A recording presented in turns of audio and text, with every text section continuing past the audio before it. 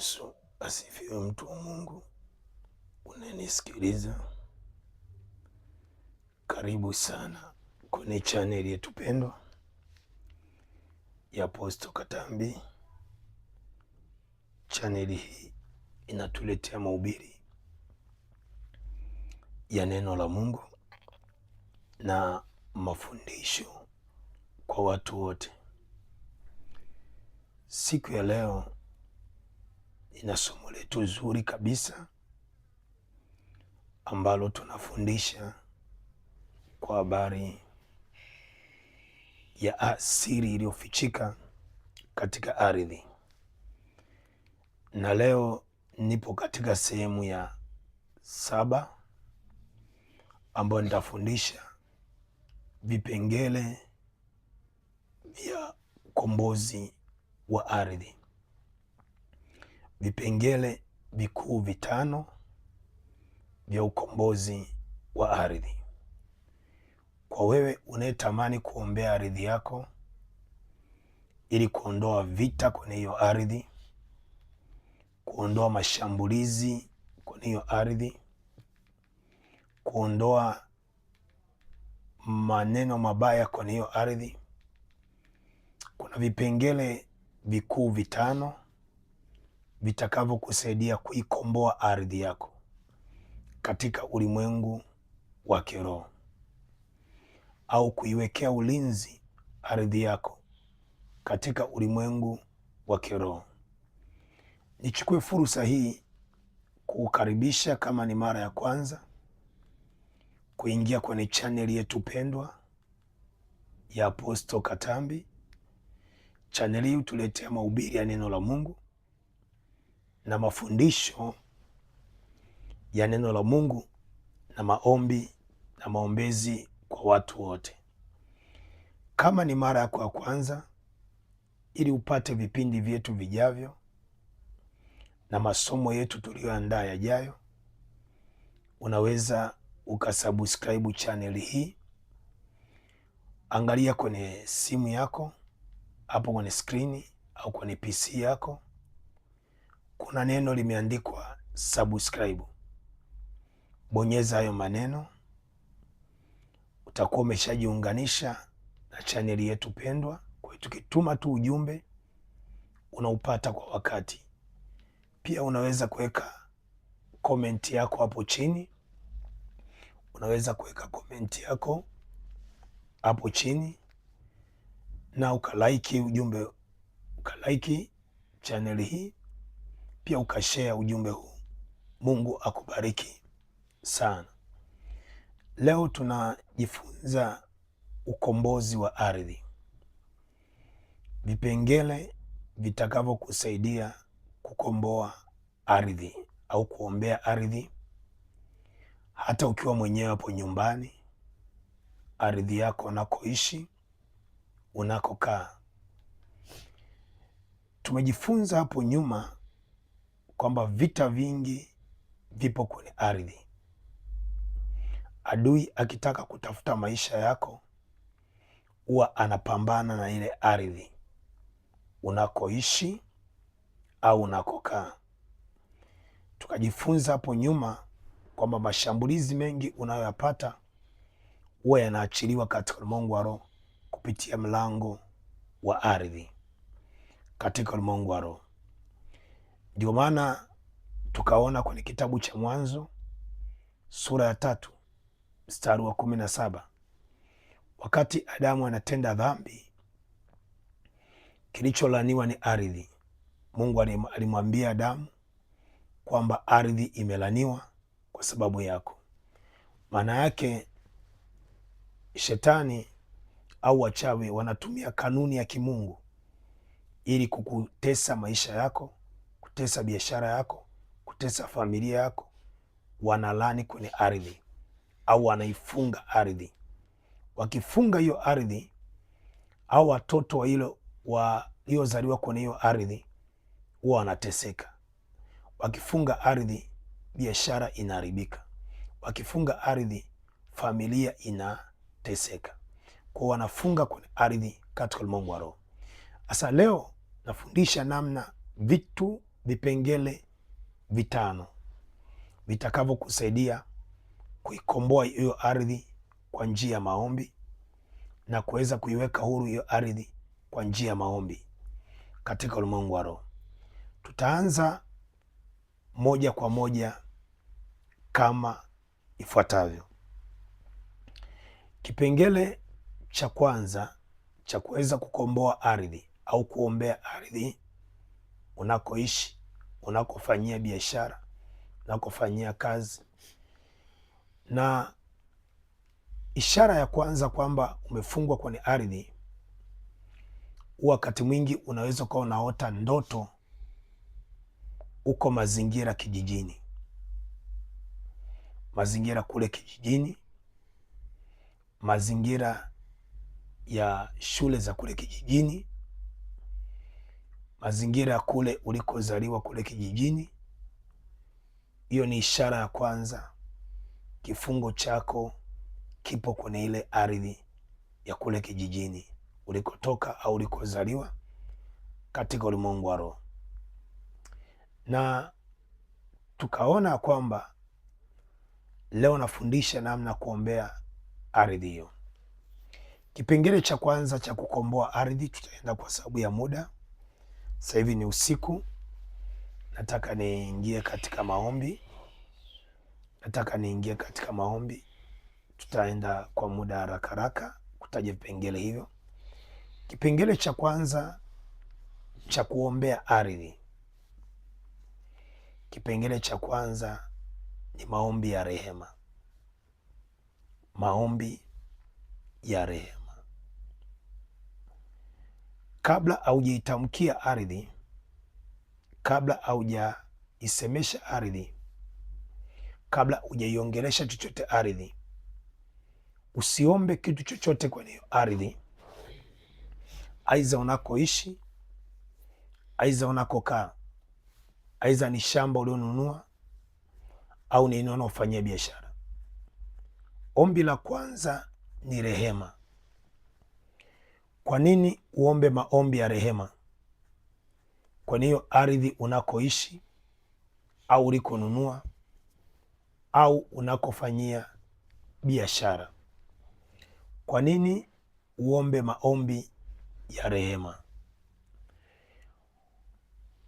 Kumbuka, kila ardhi unayoiona unaweza ukaiona ulimwengu wa mwili iko peke yake, haina mtu, lakini hakuna ardhi ambayo ulimwengu wa roho haina mmiliki. Na nilifundisha somo lililopita, nikafundisha nikasema, katika ulimwengu wa roho hakuna ardhi ambayo haina mmiliki. Kwa nini nataka tuzungumze nawe siku ya leo? Ardhi unayoishi au huo mtaa unaoishi au huo mkoa unaoishi, kuna wamiliki wa kimwili ambao umemiliki kwa hati, lakini kuna wamiliki wa kiroho ambao hawaonekani kwa macho ya damu na nyama. Unaweza kuwa na miliki wa chawi hilo eneo, unaweza kuwa na miliki wa kuagiza hilo eneo kupitia ardhi. Sasa wezi ukawa na mamlaka na hiyo ardhi, wezi ukawa na mamlaka na hiyo ardhi unakoishi. Yaani, unajua ardhi unaweza ukaiamuru, kasema naomba iwe moto kwa maadui, naomba kupitia ardhi maadui wasiweze kukanyaga hapo, kupitia ardhi maadui wateketeze. Unaweza ukaiamuru ardhi au ukaitamkia ardhi na yenyewe ikakutii, ikakusikia. Sasa kabla haujaiamuru ardhi au haijakutii au haijakusikiliza, kitu cha kwanza katika ulimwengu wa roho, rehema. Rehema inakusaidia kubomoa ule utawala wa kwanza wa giza unaomiliki ardhi yako. Rehema inakusaidia kuitoa ile ardhi, kukata mawasiliano kati ya hao wafalme za giza zilizokuwa zinatawala ardhi hiyo. Naposema mmiliki wa kiroho ardhi hiyo, Inawezekana tu ni mchawi mdogo tu, akaja akatamka maneno pale kwenye ardhi unakoishi au unakokaa kwamba utafanikiwa, maisha yako yatakuwa mazuri. Akatamka tu maneno kwenye hiyo ardhi, kwa anakuwa katika ulimwengu wa roho anaimiliki. Sasa ili upate uhalali kwenye hiyo ardhi unakoishi au unakokaa, cha kwanza ni rehema. Unapoomba rehema, unaitengeneza ile ardhi kufuta maagano yao. Unapoomba rehema, maagano yao yanafutwa katika ulimwengu wa kiroho. Unapoomba rehema, maagano ya mikataba yao inaondolewa katika hiyo ardhi katika ulimwengu wa kiroho. Mambo ya Nyakati sura ya 2 mstari ule wa 7. Mambo ya Nyakati sura ya 2 ni Mambo ya Nyakati sura ya 2, Mambo ya Nyakati wa pili sura ya 7 mstari wa 14. Mambo ya Nyakati wa pili sura ya 7 mstari wa 10. Mambo ya Nyakati wa pili sura ile ya 7 mstari wa 14. Maandiko yanasema, ikiwa watu wangu walioitwa kwa jina langu wakijinyenyekesha na kuniomba, anasema, ndipo nitakaposikia na kuiponya nchi yao. Anasema anaiponya nchi. Maandiko yanasema ikiwa watu wangu walioitwa kwa jina langu wakinyenyekea na kuniomba, Mungu anasema ndipo nitakapoiponya nchi yao. Watu wanapofanya dhambi, huwa kinachobeba ile dhambi au ule uovu ni ardhi. Watu wanapofanya dhambi, kinachobeba ile dhambi au ule uovu ni ardhi katika ulimwengu wa roho. Kwa hiyo sehemu ya kwanza ya kuweka wakfu eneo unaloishi ni ardhi.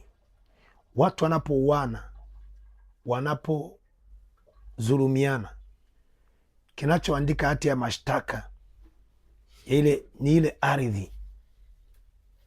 Na ndio maana ukisoma kwenye Mambo ya Nyakati kwenye kitabu cha Yeremia sura 22 mstari wa 29, maandiko yanasema katika Yeremia 22 mstari wa 29, sema, enchi lisikie neno la Bwana.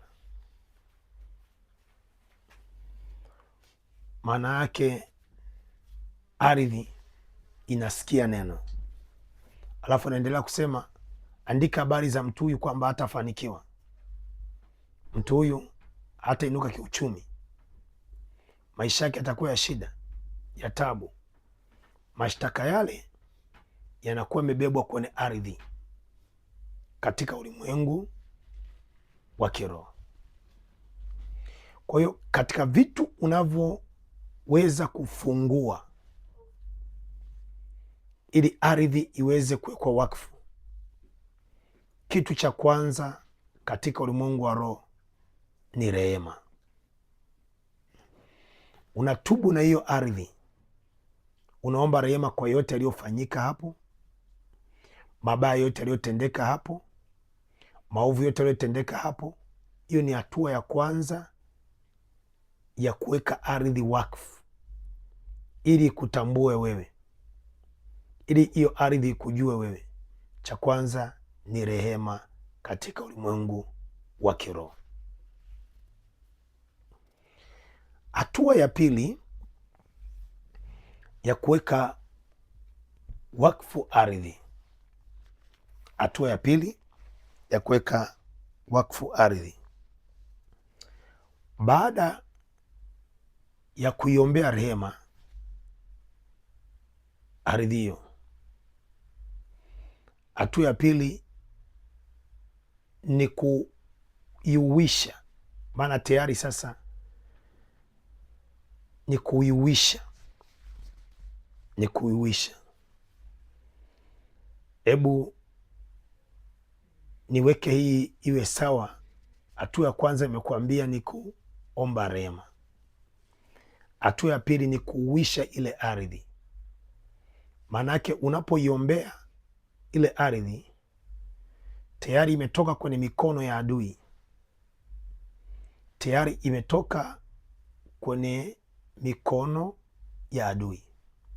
Kwa hiyo inakuwa iko empty, inakuwa iko tupu, ni kama CD, inakuwa iko tupu. Kwa hiyo inasikiliza maelekezo kutoka kwako wewe ulioiombea ile ardhi. Hatua ya pili ni hatua ya kuipa uhai. Napozungumza uhai, kwamba ile ardhi itii nini? Maana ardhi kazi yake inatii. Ikutii wewe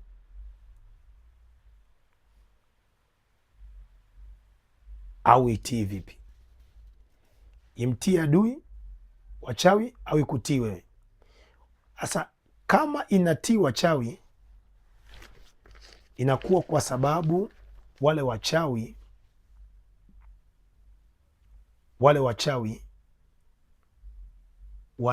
wana roho zao.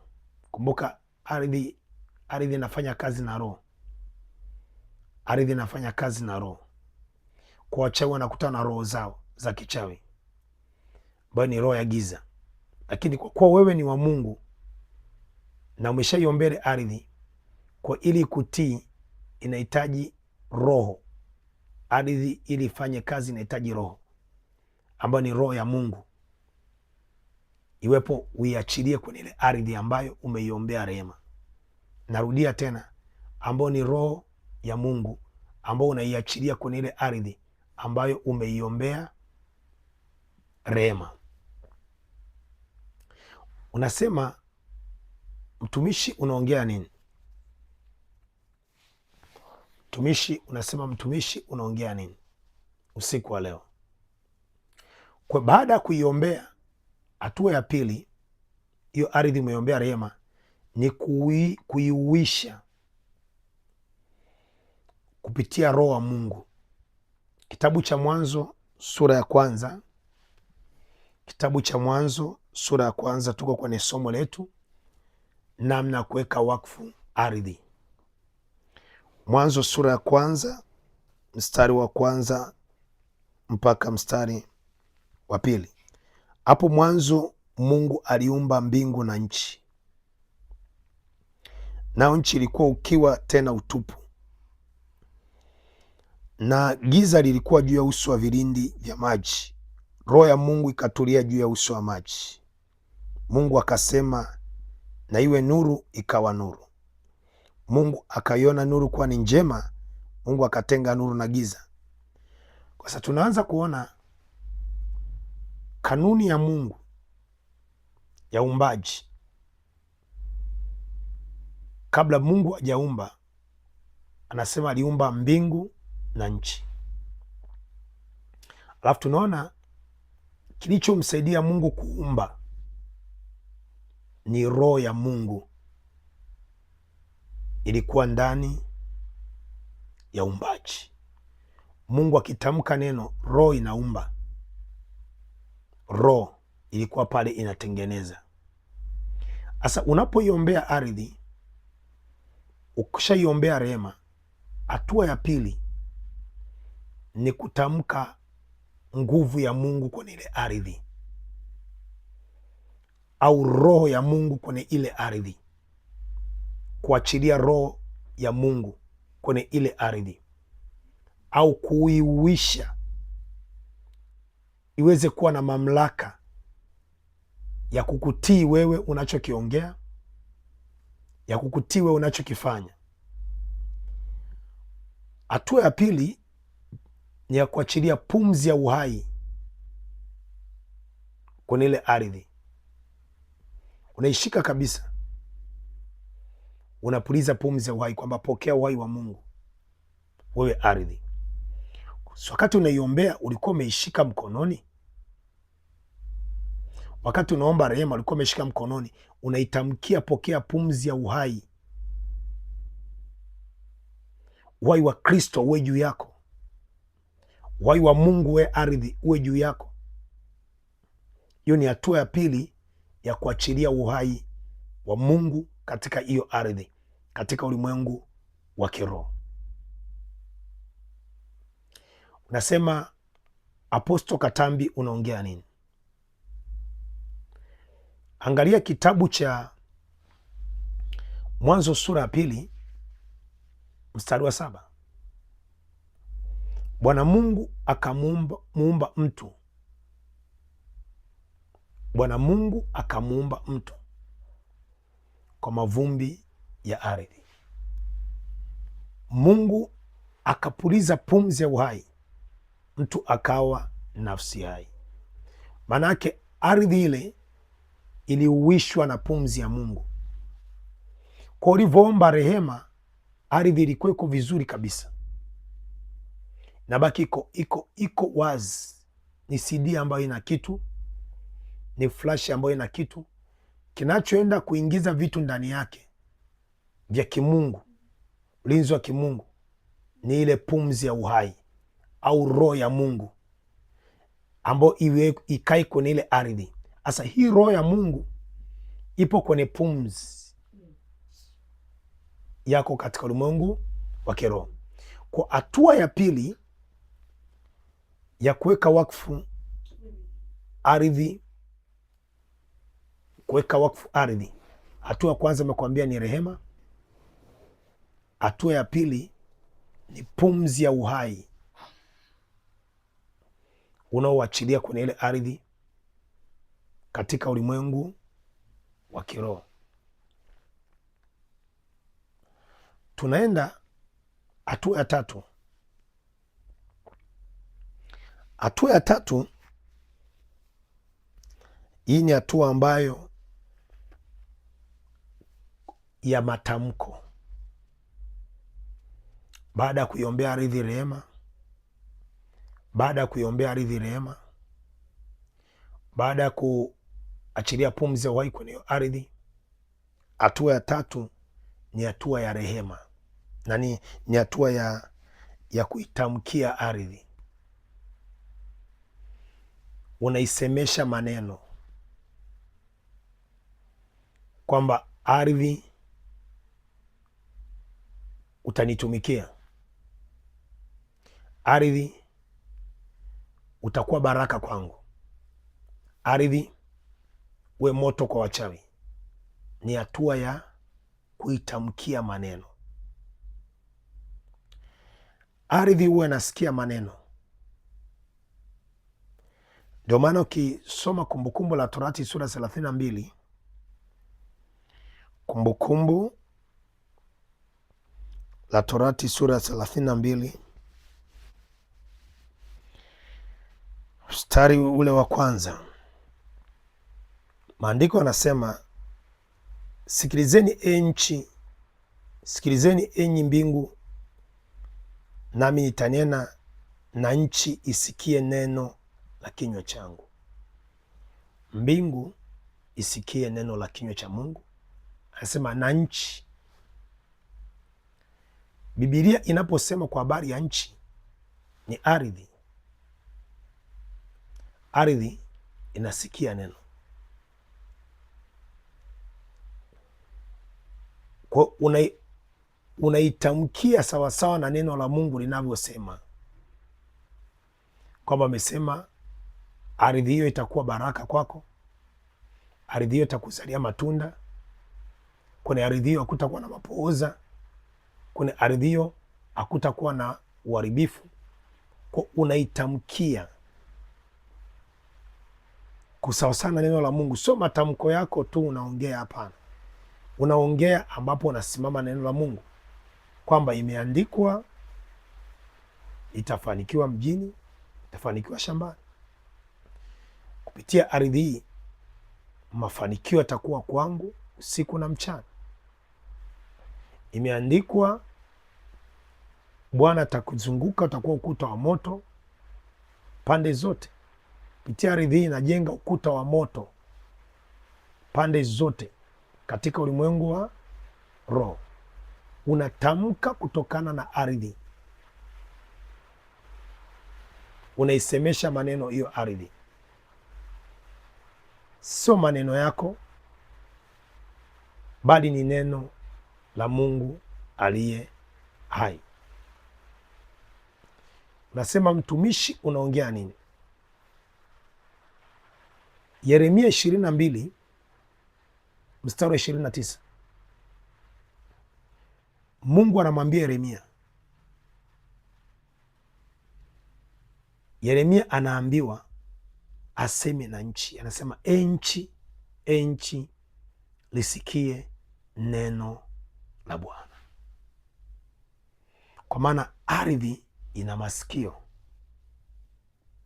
ardhi ina masikio, na masikio yake yanasikia neno la Mungu. Kwa unapoitamkia kwamba kwenye ardhi hakutazaa mapooza, kwenye ardhi watoto wangu watasoma, kwenye ardhi ndoa yangu haitavunjika, kwenye ardhi sitakufa chini ya wakati, kwenye ardhi sitakuwa mtumwa wa maisha, biashara yangu, kazi yangu, duka langu halitakufa. Hatua ya tatu ya kukomboa ardhi, matamko ya kimungu. Matamko ya kimungu au neno la Mungu unapotamka katika ulimwengu wa kiroho.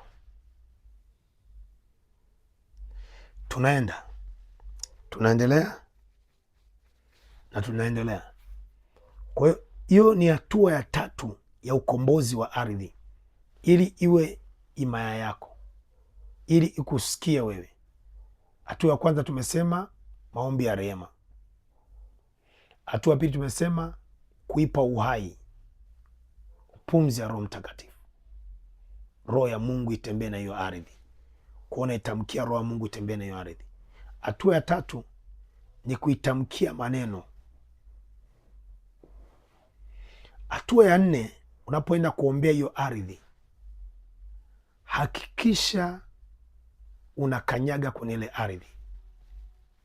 Hakikisha unakanyaga kwenye ile ardhi. Ili uimiliki ardhi, lazima katika ulimwengu wa roho uikanyage. Kanuni ya kumiliki eneo au mazingira fulani, lazima ukanyage hiyo ardhi. Unasema mtumishi, unaongea nini? Yoshua sura ya 1 mstari wa 3 nasema, zitakapo kanyaga nyayo za miguu yenu mtamiliki na kutawala. Kumbukumbu la Torati linaelezea 11 mstari 24, anaelezea kwa habari zitakapo kanyaga nyayo za miguu yenu mtamiliki na kutawala. Ili ardhi ikutambue,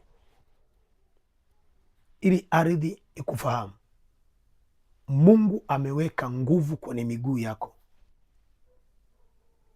ya kiroho, ambao nguvu ile Mungu aliyoiweka amekuwekea kwenye miguu yako ili kutawala na kumiliki katika ulimwengu wa kiroho.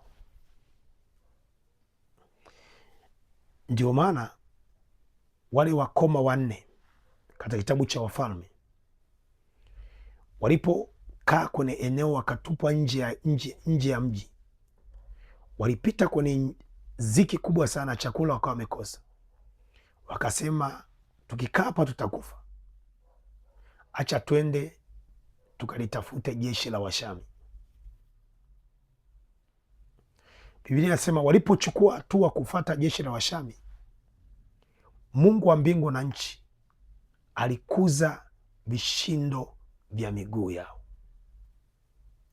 kuna nguvu kati ya miguu na ardhi.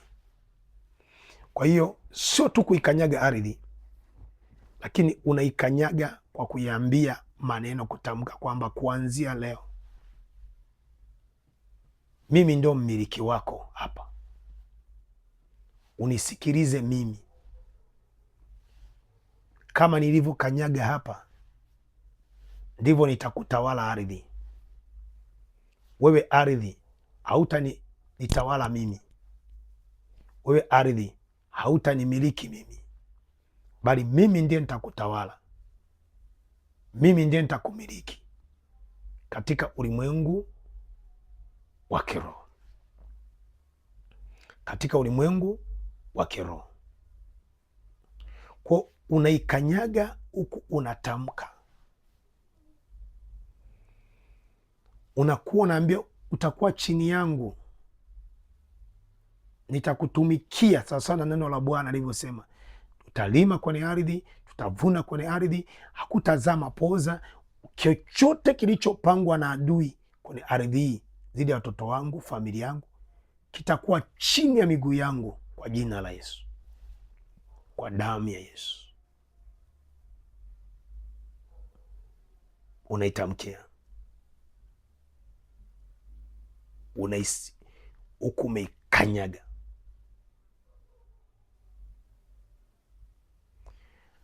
Unasema mtumishi, unaongea nini?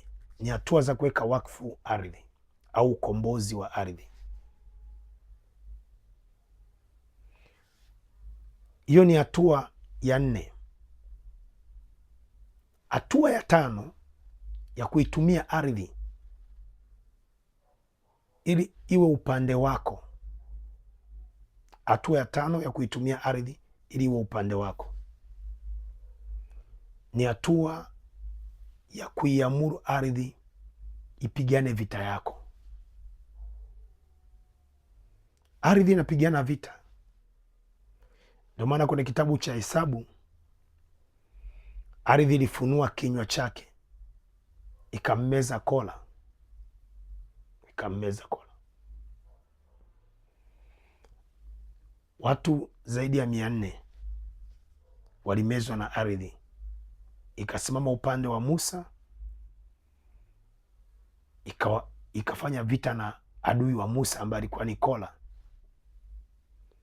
Ardhi huwa inapigana vita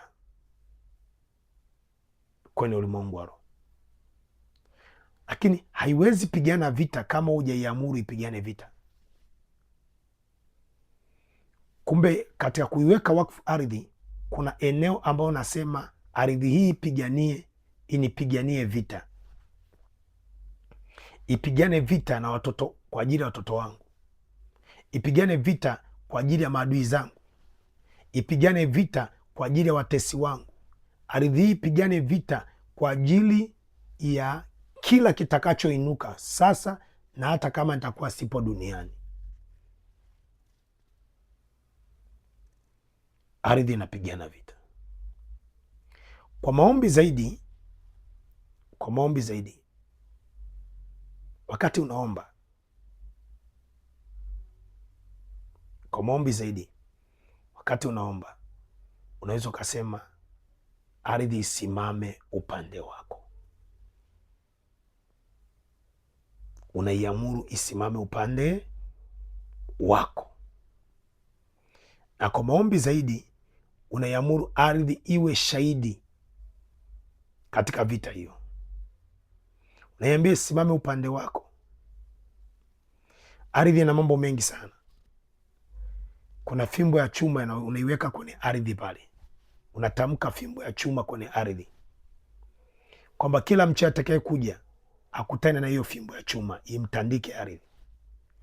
Unaweza kuiambia ardhi kwamba mwazibu kila adui yote anayekuja hapa kwa ajili ya kufanya mabaya kwenye biashara yangu, kwenye kazi yangu, ni mkute hapa.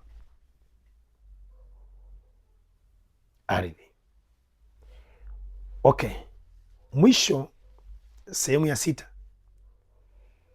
wakati umeomba na hivyo vipengele, cha kwanza rehema, cha pili pumzi ya Roho Mtakatifu, kuiwisha kwa Roho Mtakatifu, Namba 3, umetamka neno kwenye hiyo ardhi. Namba 4, baada ya kutamka neno, umetamkia neno. Namba 4 ni kukanyaga. Namba 5 ni ardhi iwe upande wako au iwe upande wako. Namba 6, kama una maji, nyunyiza maji kwenye hiyo ardhi. Baada ya kwenda kuirudisha pale ulipotoa, nyunyiza maji kwenye hiyo ardhi.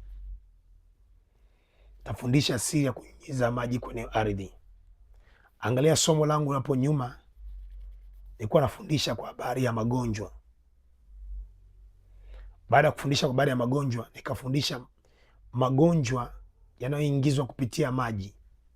Maji yanabeba zile roho 7, yanaweza kubeba maji roho. Kwa unapotamka yote alafu ukaachilia maji kwenye ile ardhi, moja kwa moja unauisha ile nguvu ya maombi yote uliyotamka. Mwisho unauisha kile ulichokiomba, kile ulichokitamka katika ulimwengu wa roho. Mwisho unaweza ukasimama na sadaka yako, kufungamanisha yale maombi, kufungamanisha ile ibada, ukasimama na sadaka yako. Utakuwa umemaliza vita hiyo ya ardhi. Utaona unalima unafanikiwa, unafanya biashara unafanikiwa, unafanya kazi unafanikiwa. Mungu akubariki sana. Nimepata nafasi usiku wa leo kuzungumza nawe. Naomba nifuatilie somo lijalo. Itafundisha njia pekee, njia pekee itakayokusaidia katika ulimwengu wa roho kuombea ardhi yako, yaani maeneo utakayochukua udongo kuombea au ardhi. Maeneo unaweza kuomba na hiyo ardhi yako, so kila eneo tutachukua tu udongo. Asante kuniangalia kwenye channel yetu pendwa ya Apostle Katambi. Asante kunisikiliza. Kama ni mara yako kwanza kuingia kwenye channel hii, subscribe channel hii, weka comment yako hapo kistaarabu. Mungu akubariki. Apostle Katambi, nakupenda sana. Amen.